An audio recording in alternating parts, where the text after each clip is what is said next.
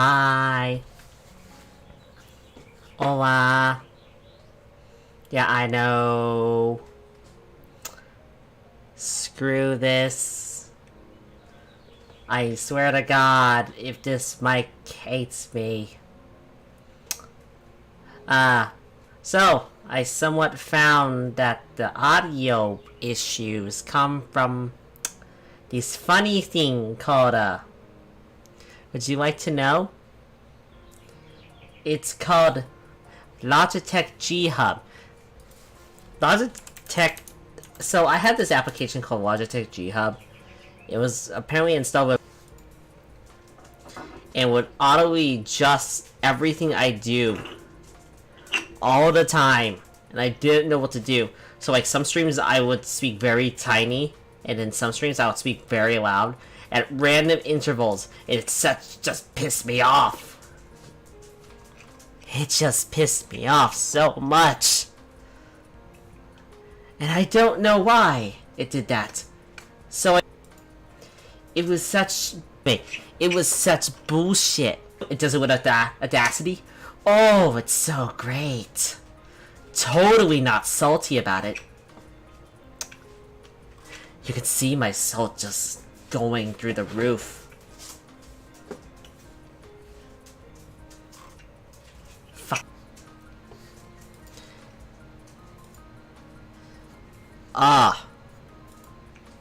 But yeah, I did not know that my microphone was under the Logitech line or some shit. Even though it's like a Yeti or something. I didn't know that. Like, Logitech actually had the mic, like, years ago. And, like, I had it since, like, 2017, 2018. And now it's happening in 2021 and 2022. It's like, why?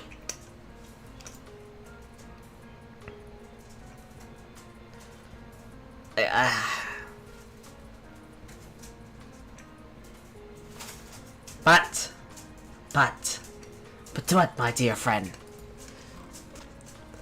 Ohayou gozaimasu, or something. Yo. Stupid fucking mic. Like,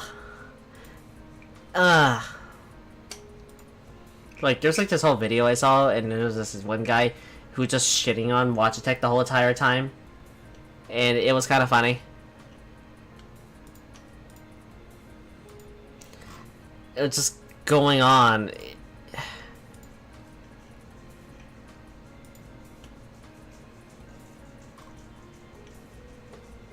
But yeah, G-Hub. Fuck that. Fuck that. It's the Logitech. Uninstalled the drivers or something like that, and it seems to be okay. That's kind of the intended place where it should stop. But I swear to God, if it goes higher or lower, I can't really do anything about that. Windows does this type of stuff where they auto-adjust your mic because, oh, it's funny. It's funny. So funny. But today, it's gonna be different. Originally, I was planning to do Divinity Original Sin, but realizing my throat is still bad.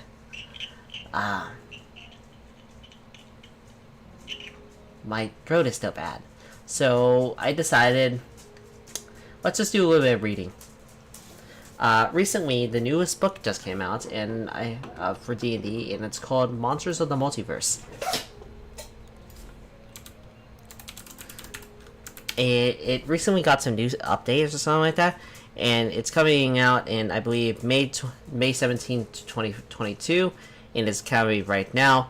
Originally, this came out, or the notes of it would come out here, and they changed up a bunch of things in January or something. Honestly, I'm not sure if I want to buy it because other things. My issue is that it's making you re-buy everything. You're re-buying all the races. And for instance, let's go on to this page right now. If anyone's okay, we can go on. Let's see. I'll move this over. And a capture. Sorry, this is taking some time. We don't want to do much today. Let's be honest. Monsters of the Multiverse. If you're interested, let's go on to the D&D Beyond page. Let me pull that up if anyone's interested.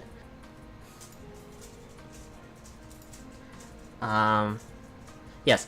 So if we pull this up right here, right now, because I'm using a private window right now, but partnering with Wizards of the Coast right now.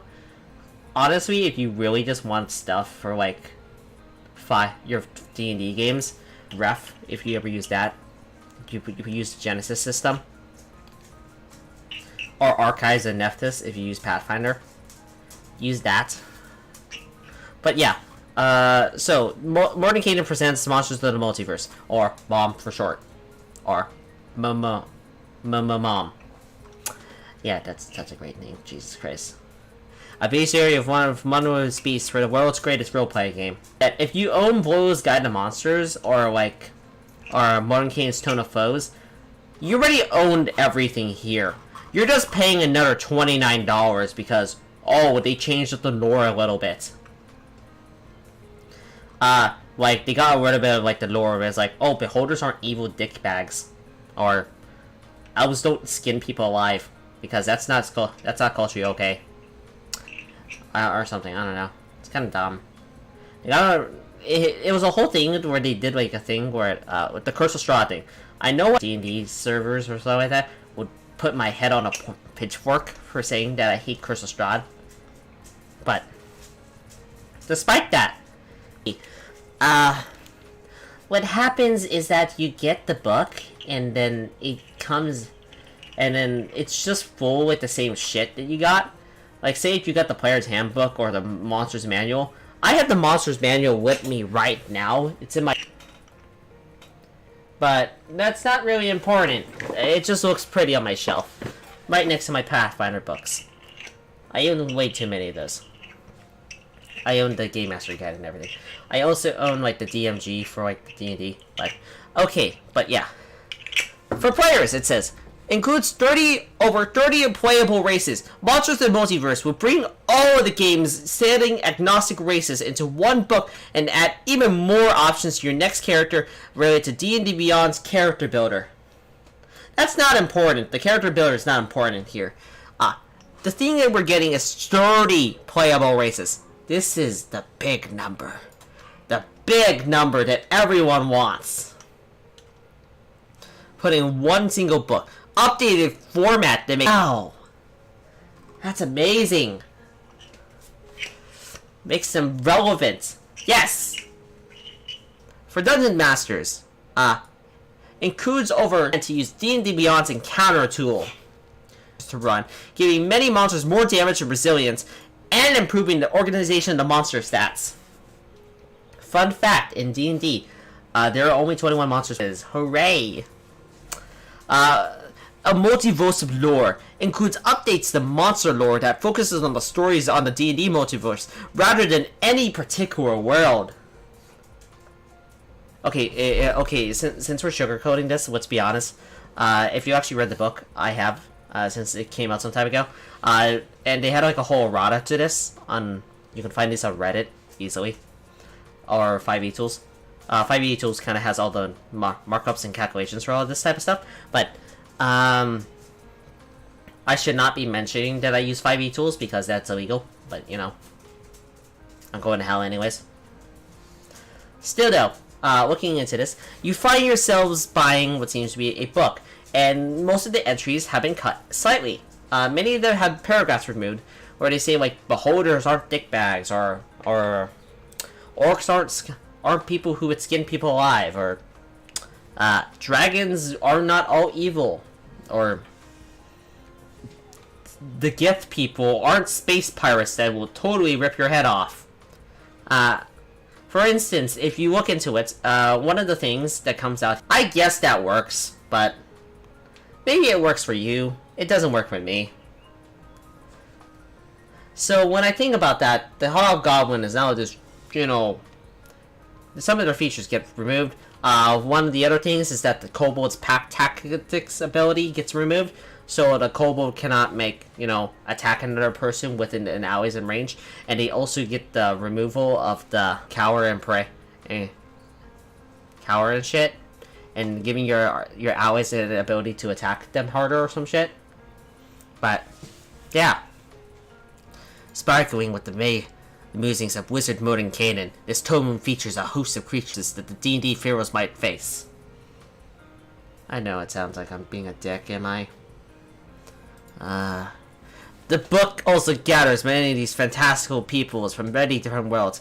Each of these people represent a race option where you create your D&D character, expanding on the choices in the player's handbook, compiling and updating the monsters that originally appeared in Volva's Guide to Monsters and more. The wizard has many faced these monsters in people's numerous and wonderful adventures. Now it's time for you to venture forth and face these creatures yourself. Wow. Yes, yes. God, I sound like a dick for saying this, but okay.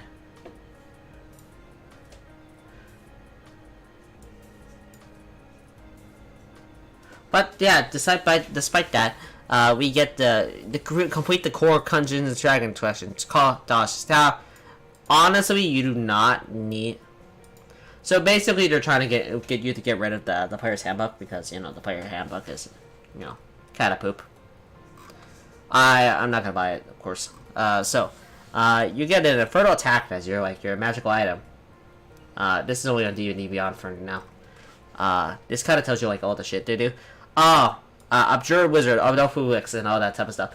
All these creatures have appeared in other books. They have appeared in every other book except the. Oh shit! Did I press something? Bunderhood or So what happens is that all of them kind of have this whole thing where they only can cast spells.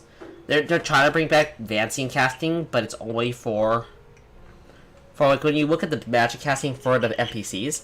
I don't think many people I know. What happens is that D&D has included monsters that cannot have. They are much easier to control, unlike spell slots which are apparently very difficult for GMs to use. Yet, in my 5 years, I have not dealt with it at all. Hasn't it? Despite that. We have things such as the Bard or the Adult Wizard or something, and you use it now. Does that make sense to you? I hope it does.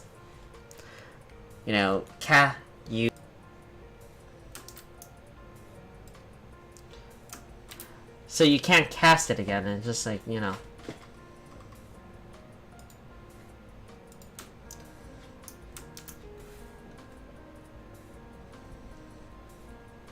But yeah, I'm just saying.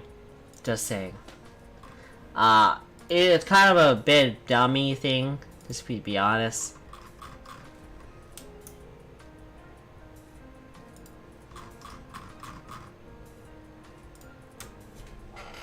I could be I could totally play a little bit of something, I don't know. But yeah, it's still now have advancing casting. Or they now have updated rules where they have more resistances or something like that. I guess that's okay. I mean, most D&D monsters are very simple. No offense, they're kind of very simple. So you have to come up with most shit anyways. A giant can throw a rock. That's cool, I guess. You pull up the giant stat block. If you look at the giant stat block, you got give me a second, let me pull that up. If anyone's okay with that, I'm gonna pull it up.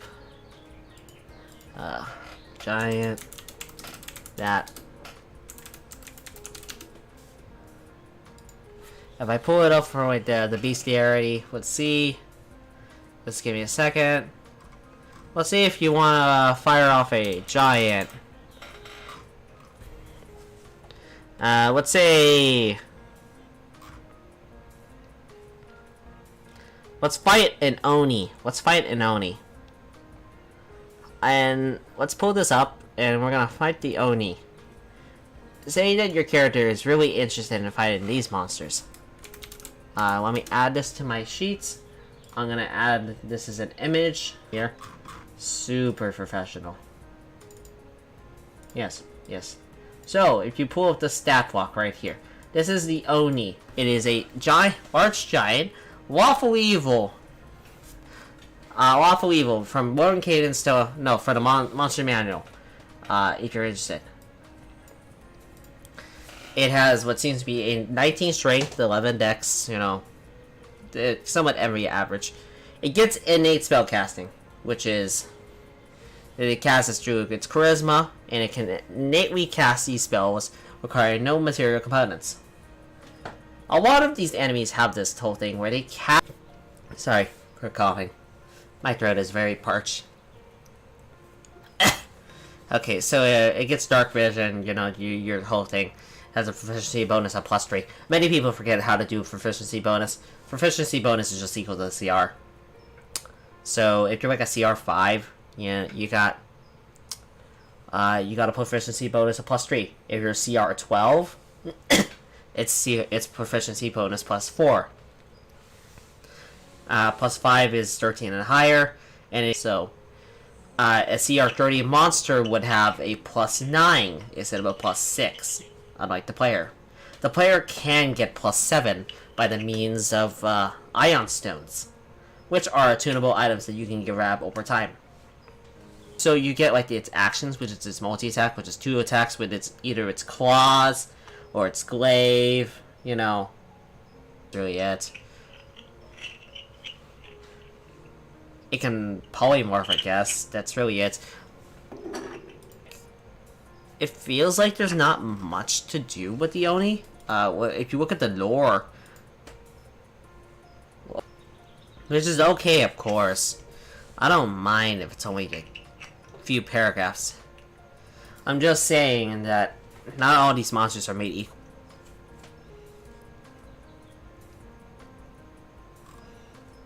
Let's see, let's go with the...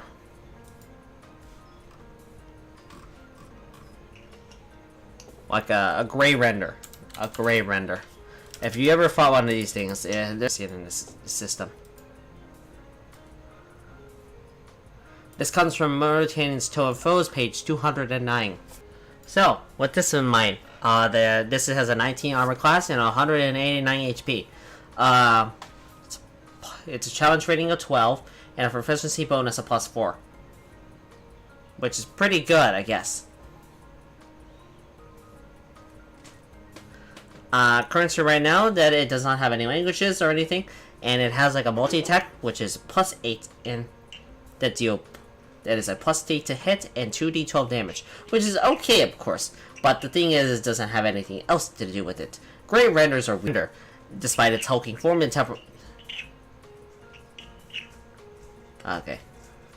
Its terrible appetite, it wants to bond with an intelligent creature. Once bonded, it gives its life to protect the creature. There is no mechanical benefits where it says that it wants to bond and protect the creature. Gray renders reproduce by fooling nodules in their body that, upon reaching maturity, break off into young gray renders. They have no obligation to further young, and have no inclination to gather. When one finds a suitable master, it sings to that creature. A weird wobbling cry, and it's accompanied by scratching of the earth, so a deference. 1. In combat, the brave render fights viciously and never around even being told to stay put, destroy the master's house, burrow holes in the ship's hull, attack out of jealousy, or worse. The brave render Kirk table. This was included in the newer shit. I like to mention that. It was just sitting in Moroccan Stomato foes, and it had nothing until now. Which is fine, of course. That's fine. Is it worth getting $30 and buying this book? I don't know. You gotta figure that out to yourself.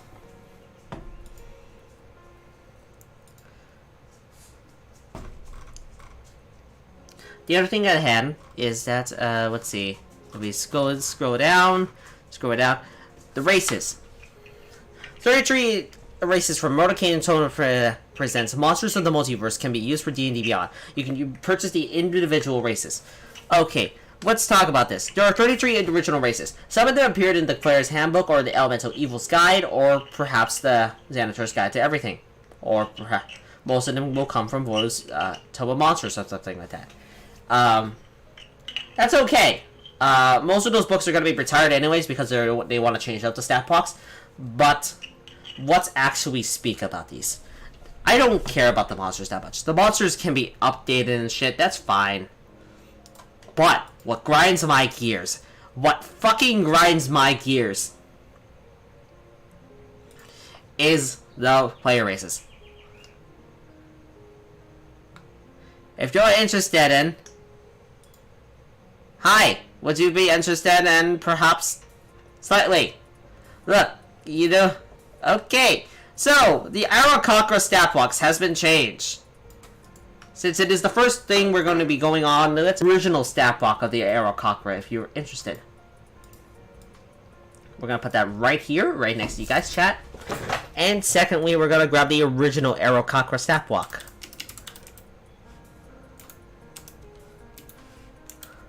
Let me see if I can even get it from trying to delete the filters.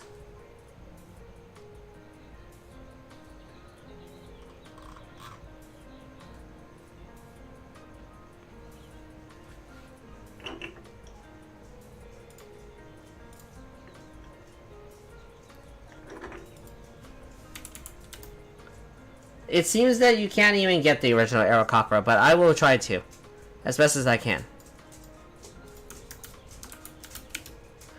The Aarakocra race for 5e, give me a second. Alright, so I'm just gonna grab this from D&D Beyond, so if you see like it's changed from the original, from Elemental Evils, this is from the Elemental Evil Player Guide. God, it sounds like I'm being such a bitch. I don't know why.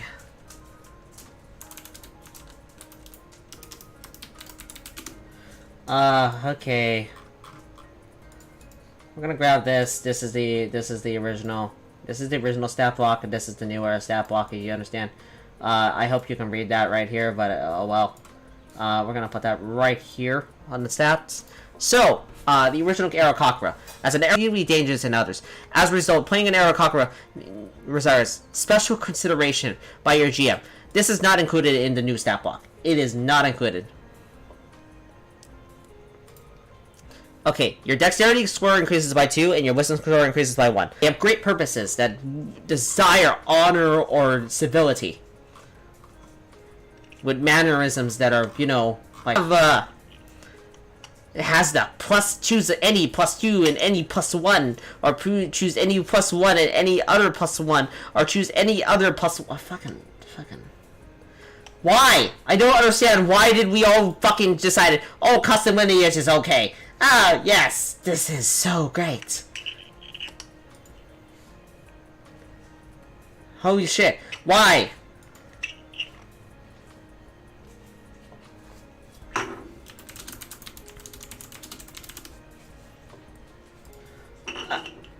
Why? Why? I don't understand. Why did we all decided that custom lineage is better? What fucking made desire?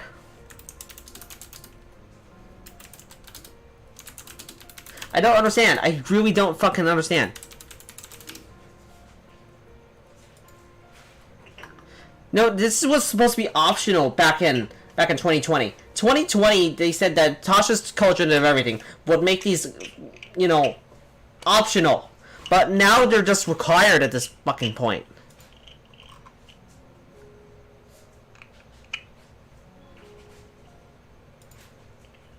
If I don't know why, but I saw this one Reddit post that said, I know this got downvoted to oblivion. Let's be honest, this was downvoted to oblivion. I saw it on Reddit some time ago, but yeah, I know I used that damn site. But Reddit, the way that, let me read it off to you guys. The way Wizards the Grace. However, a custom lineage option for making your characters allows anyone that is not present in the system, either they're something that's completely unexpected. It accomplishes by allowing you to choose racial traits from the available races and feats, and giving you a three fully located +1s or a plus. Kind of disagree on this one, but you know. It seems to have a good option for the games that feel limited on the creativity by the certain sets of available races. Well, I mean, an elf should be dexterous and a dwarf should be hardy, but okay. The areas that the custom lineage option stands for, but in Cramon, after Tasha's, new races are left with the three +1 or +2 stat bonuses, instead of actual abilities bonuses, or a half set such as the Changeling for ability scores. You might think that's very progressive for Wizards of the Coast to implement the methods for the races, but in my perspective, it's just lazy. Okay, I somewhat agree with you, Brendan. Let's be honest. Custom lineage is not a new method that replaces racial stat bonuses. Okay, but there are people like myself who like to work with the boundaries and the system. People who like having the static ability bonuses. You squeeze it as a variance, pound and Tasha's in order to change that. But fuck me, I don't know. This was limited, or what we describe as being downvoted to oblivion. So, the D&D community hated this.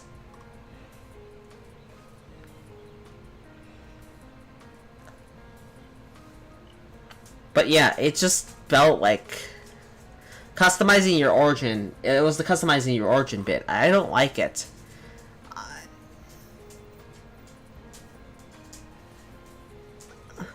I don't. Okay, but in total, I don't really mind having the floating ASIs. They're not too bad.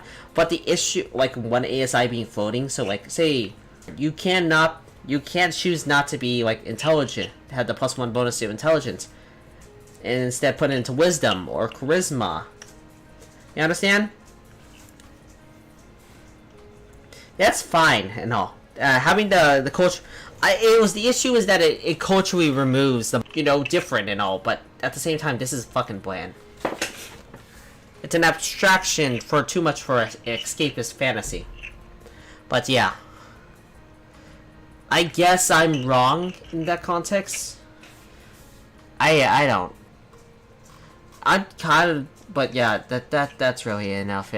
I'm just saying, this is one of the Arrow Cockra example. Fine if they have, their walking speed is now 30 instead of 25. That just doesn't make too much sense, but I guess you can have it. And now their fighting speed is not 50, but it's now 30, I guess. They now get they get a spell, I guess. I guess that's good and all, but it always just pisses me off because it's just like, why can't you just like allocate the original stats and just keep the damn custom lineage or the customizing your origin rule on the side? You just give us the original stats. I don't know. God damn it. I'm sorry. I'm sorry. I'm kind of sorry. What I'm going on with. It sounds stupid. I don't know what I'm going on about. It just maybe I'm just getting old. Maybe I'm just getting old. But yeah. Recent news. I decided to play 5e again after some time. I don't hate the system, but the first time I replayed it again, what happened was that we had this whole thing. The GM has introduced my character, which was supposed to be described as a Gowncast Hellmancer. Yep, I'm playing one of those Edgewords. However, what happened is that there was an argument that played off at the party and lasted for hours. It was pretty bad. It involved something about getting hit, but having one of the players ram another player with a cart. Because funny.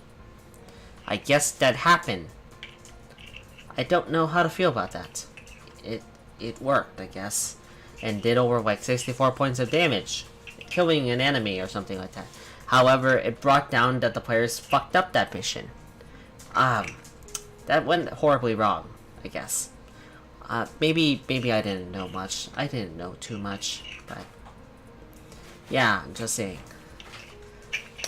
I may play again. I'm thinking about playing again if my friend joins, my other IRL friend joins. It's just that I'm kind of nervous right now. Honestly, there's a lot of things I'm kind of nervous about, but I'll just switch over back to main chat, okay? Okay. To be honest, I'm kind of nervous. To be honest, I'm a bit nervous about myself. I like to believe that I'm kind of confident and talkative. Many people say that I can talk better than anyone else or something like that. I am slightly terrified of talking to people. It's a very difficult thing to do, in my opinion. I don't know how people do it. Still though. Let's just... I don't know. I like to just do this for like an hour and just like kind of chill out. My chop frames are getting pretty bad, considering the fact it's apparently 30% for some goddamn reason. Still though, it's weird. It's weird. It's just kind of weird how we handle things.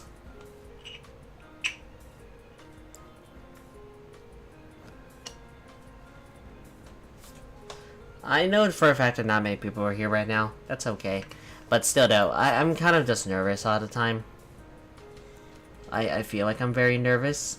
Like, it's very difficult to like, do a lot of things. I don't leave the house that often, but you know, that's okay. But I am definitely nervous. As an individual, I very want to interact with people. Because I'm kind of afraid to. I still always see those people on Twitter who post like, you know, oh, post your PNG there and let's talk or something like that. Or I'm gonna do a follow spree and I hope that you follow. I understand what they're doing and all, and I appreciate what they're doing. I think they're brave for doing that. However, I'm definitely not brave. I kind of keep to myself half the time. I'm perfectly fine. I'm happy that I got 30 subscribers. I never expected that to go that far. I'm just surprised that anyone would actually want to follow me because I kind of just make a bunch of dumb content. Half the time it's just funny dumb videos, I say. But still though, talking about it, I'm not really proud of like things like say like my home life and stuff, as you guys have heard in the last couple streams. That's kind of bad. But still though, on other things, however, I think I'm pretty proud of what I can do. I would like to grow still, and I would like to keep growing. VTubing has been something that is mostly just because I need as a person to get out of my comfort zone once more.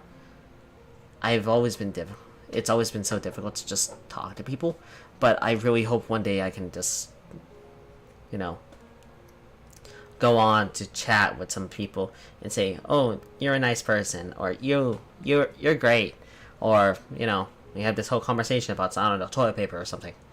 Oh, I ramble a lot, and I like to ramble so much. Is it weird? I don't know. I really don't know if it is weird. Sometimes I would like to go on like other people's Discord chats, and like sometimes I know for a fact I'm part of this one server that an artist I know made, and she always has like all these people who are sitting in her like VC's chat, and I'm so afraid to go in it, cause like, fuck, what do I say? It's like they must think I'm weird. I'm this weird English speaker with a nasally voice. It sounds funny. I'm a funny English American who lives in their damn closet. Wow. I say pretty yabai topics. I say some pretty degenerate shit. Well, I wouldn't say I'm degenerate because I don't talk about loose situations that much, but I'm just saying, I just feel like I'm kind of weird. Still though, I feel like I don't fit around with many people. That's kind of one of the things is, like, I joined these VTuber servers and they always talk about their Oshi or something like that, and all this weeb culture stuff. It kind of feels like the same thing to when I hear about my friends, and they talk about they're like, oh, the Spy Family just came out, and your Forger VR is so cute. And it's like, yeah, she is cute, I guess. And it's like, ooh, this character is adorable, amazing. Last season, Maureen Kitagawa. Yeah, she's hot, she's amazing. I would want her as my waifu or something like that. It's like, okay. That's cool. And I just see like all this type of stuff, and my friends go on about it over and over.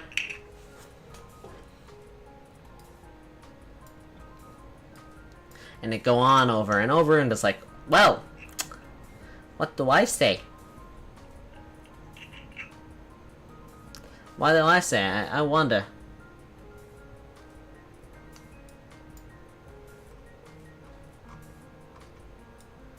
Yeah, and this goes on, and just like, whoa, that's amazing. That's amazing. Yes. But yeah, I'm just saying, I just kind of just sit there, and then like people would just like do all these chats and stuff, and they're chatting about their own personal things and all their own personal communities. I'm like, I'm part of this one thing. For instance, I was in this let's see, this one server I'm in. I follow this one artist, and there's always people in the VC as well. Same situation as the I know. And we met at like a convention, and she has a server. I join it, and it's like always a bunch of people just sitting around and talking around and stuff. And like I join in, and it feels very awkward. It definitely feels awkward. They definitely feel like, oh shit, who's this weirdo? And it's so difficult. It's so uncomfortable, and I don't know how to fucking deal with it. My friend IRL says like, oh, Ina, you're great at talking. You're great at communication. How are you struggling so hard? And I was like, I don't know. Like, I cannot even call. I can call a doctor's appointment. That's the thing I can do. I can call to make appointments. I can even say some nasty stuff on the phone if someone pisses me off. I'm just saying, I can't talk to a fucking person for the life of me. It's absolutely terrifying, and I've been trying to do my best. I've been trying to interact, but yeah. Okay, maybe. Okay. But yeah, going on this topic right now, just saying, I'm something. I'm personally fine with any sort of progress that I make. And I'm happy that I'm making this progress. I'm just wondering if I am doing it correctly, because it's kind of difficult. But yeah,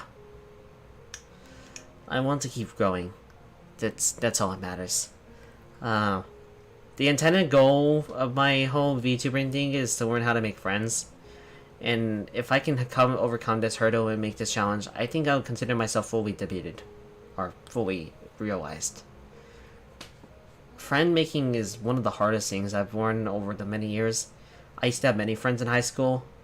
Human high school. However, they all drifted away after, like, say, a couple years. And I didn't really know what to do next.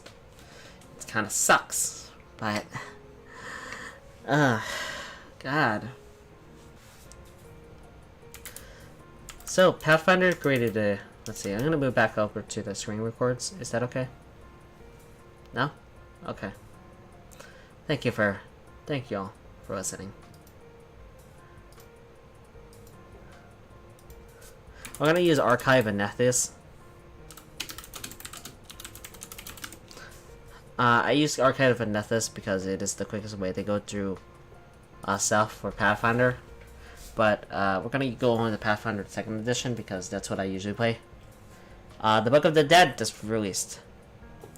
They just released some new races, such as, say, the Skeleton. If anyone is interested, I would like to read the Skeleton. It is an interesting build. Like, this is the Skeleton, and he looks cool.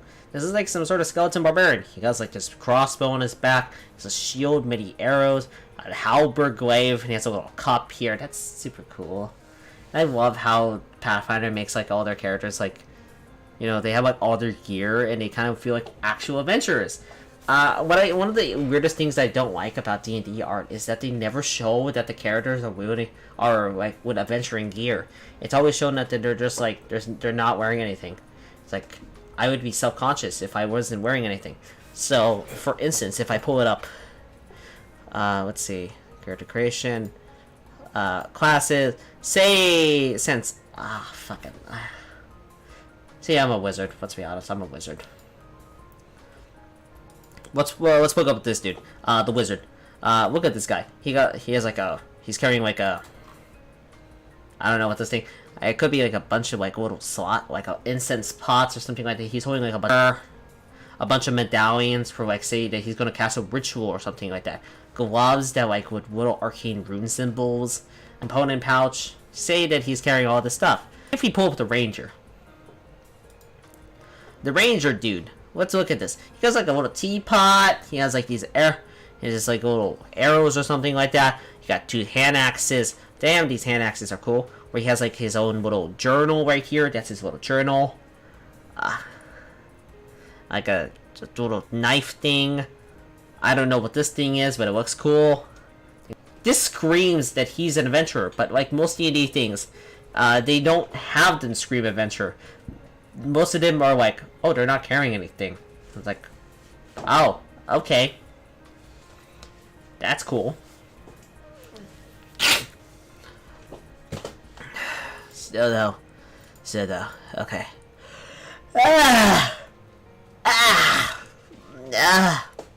Well, yeah, let's read through this. The skeletons are considered the lowest type of undead. They're typically mindless creatures lacking many abilities to make other dead a serious threat. However, the animated bones of dragons, giants, and other beasts make for dangerous foes.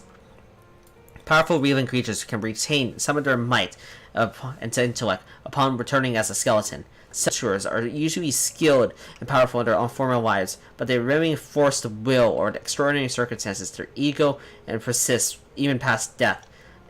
However, the very act of rising is traumatic. Memories of the former life are usually fractured or hazy. If anything, it comes down to the skeleton, how they view themselves, either as like a continuation of the person they once were, or a entirely new being. You can easily make like a skeleton knight who lost all his memories after defending a fortress and thinking himself, I don't know what I am, and he holds like a halberd. Or set themselves apart from other skeletons by dressing flamboyantly as their station allows.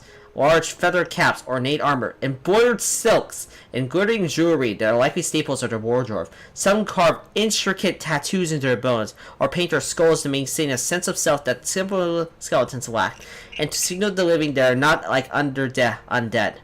Skeleton adventurers must come to terms with their new identity, as they're not bound to the limitations of the life of living, and are often underestimated. Like, for instance, here's this little skeleton dude. I like it. He's holding his little spell book. He has a staff with like little crystals on it. That fucking is cool. He has a feathered hat with little. In like many other books I read for like other RPGs, they don't have this shit, and this pisses me off. There's like no actual examples.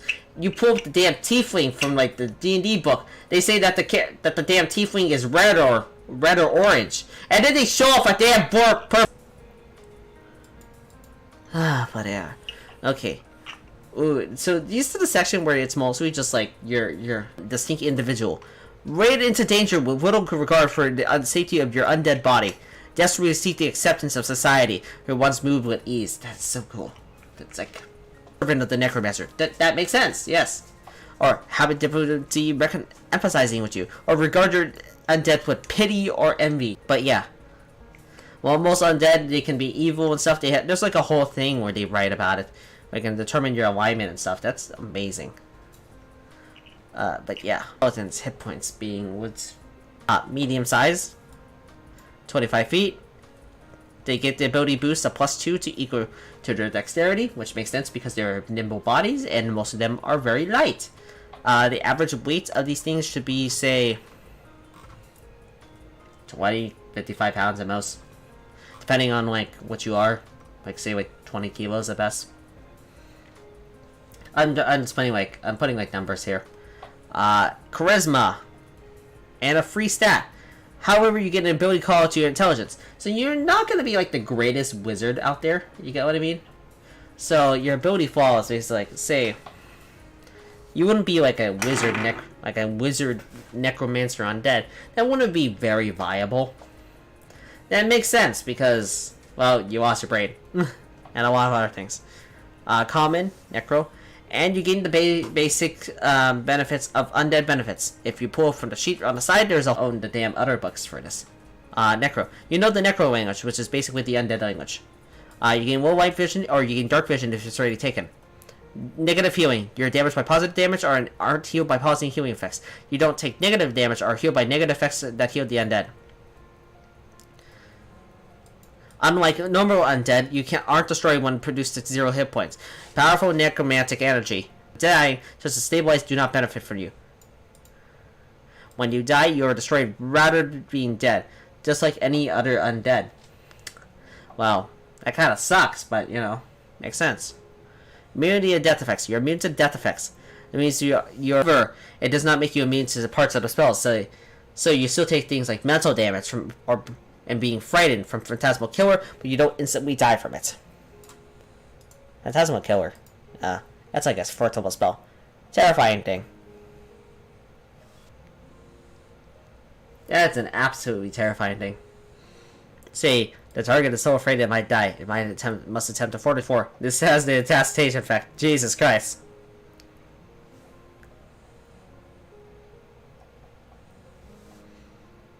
Absolutely terrifying. That is a terrifying thing you can do.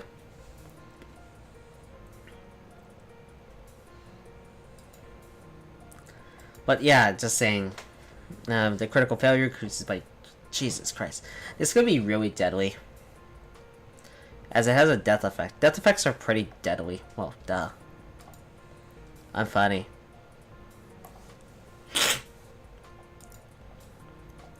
Like, say that you got the lethal finisher from... Yeah.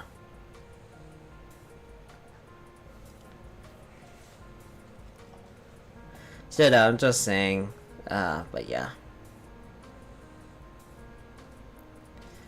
But yeah, I'm just saying, if you keep possibly killing them outright, that goes against disease and poison, and you get the undead hunger. But you have traits that are hunger to your pursuit state. While you are asleep, you gain a state of quiescence that is at least 4 hours a day of recovery rate, which are undead flesh to reknit and recover naturally. Many choose the undead when the sun is highest. Interesting. We're not done here, of course. Skeletons get a bunch of feats, which is a whole list of them. I don't feel like reading all of these because there's a lot of these. As in life, so is death. You know, you can pretend to be what you are in life, and that's a cool thing. That's an actual flavorful feat that you can grab.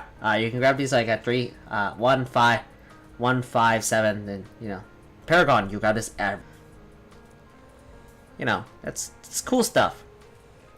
Still though, there's also that you grab heritage. You can get the power skeleton, compact skeleton, monster skeleton, skirty skeleton. Oh, this is an interesting type of thing.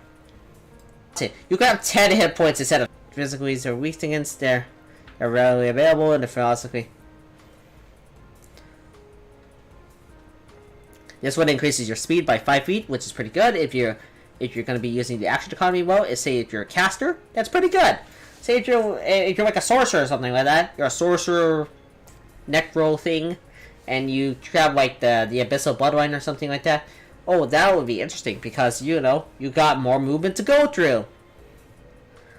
I'm just saying, there's a lot of things, and by all means, you can still continue, and if you really want, you can get like say. And like you can be like this blue person. That's cool. And other things. I'm just saying, Book of the Dead has some pretty neat shit. It came out some time ago, and I really just want to talk about it because, heck, some of them, there's a lot of shit out here.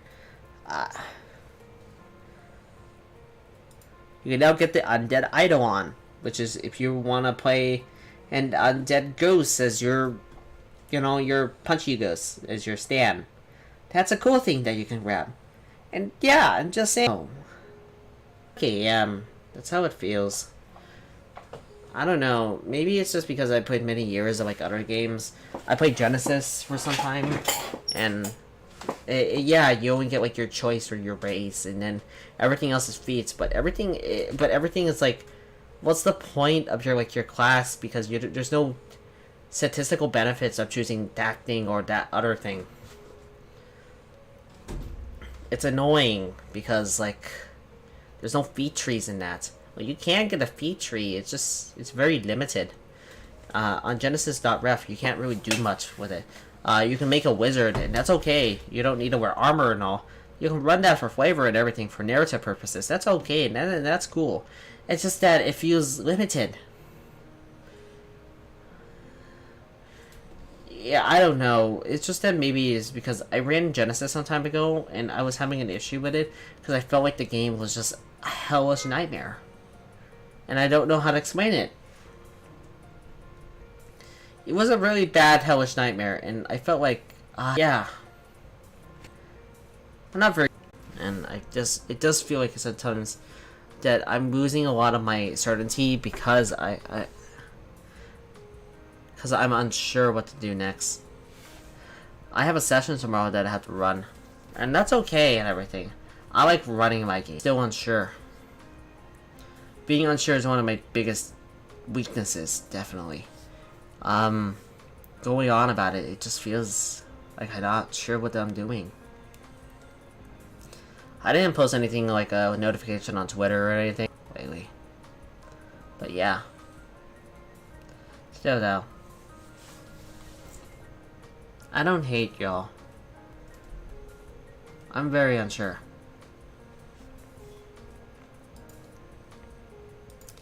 I hope that I figure out what I want to do next. I'll do something like a video about Pathfinder stuff, but I don't know how to phrase it very well.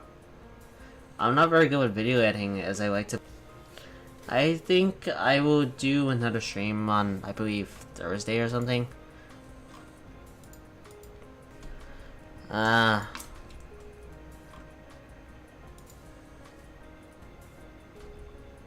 I don't know. All of you, and morning, I read. I'm not sure. Maybe it was. I don't know. I'm just kind of afraid. Let's just end it for now. I'll try to play it tomorrow. Is that okay? If it is, then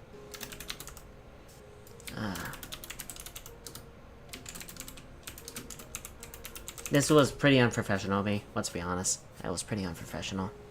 But yeah. I hope to see all you all again. I hope. I hope so. Everything goes well. Thanks for everything. I love y'all. I really love y'all.